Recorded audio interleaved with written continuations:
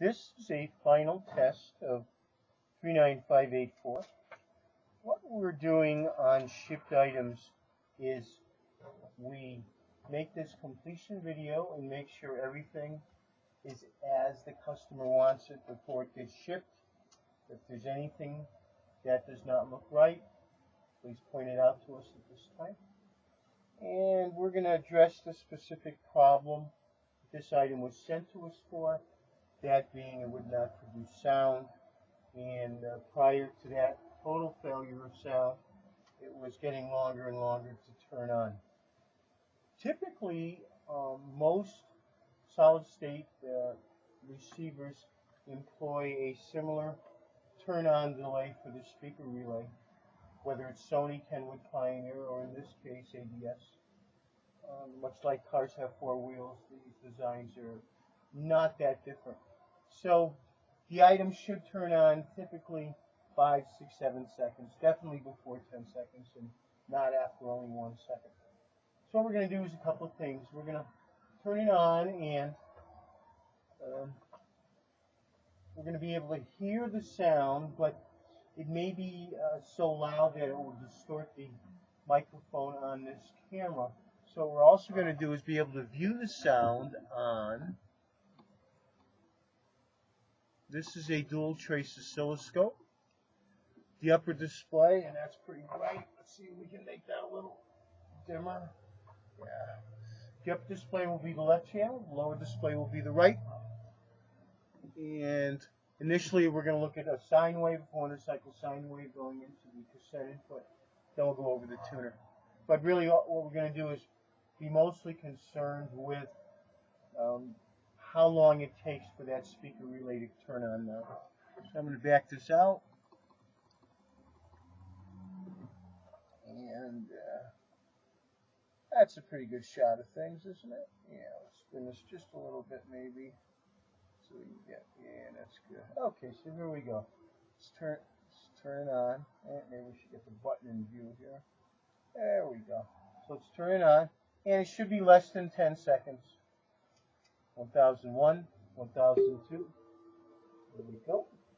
And you can see the oscilloscope, and you have a left channel is the upper display, lower channel, whoops, hang on a second, sync it there.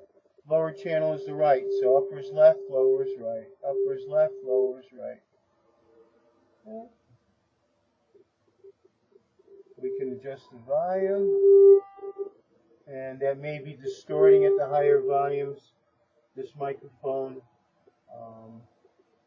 does not want to hear a loud volume. Okay, we'll do this again. Let the capacitors discharge a little bit. What he ended up doing was a couple of electrolytic capacitors in the speaker relay had deteriorated. And this is why this gradually was getting worse and worse and worse.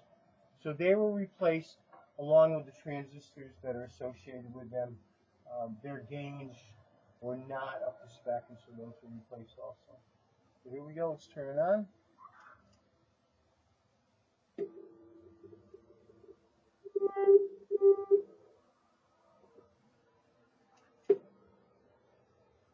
This has an excellent FM tuner. The item has been aligned, and I've got some quantitative measurements for you, but pretty nice tuner.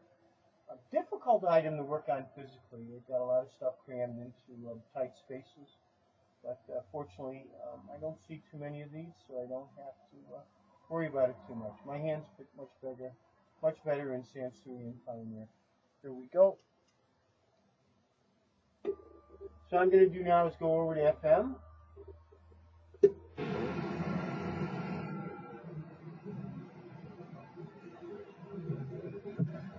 Nano Engineering Laboratory.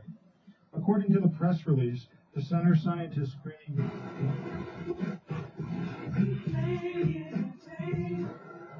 that travel itch. Get the new Discover Hit Miles card to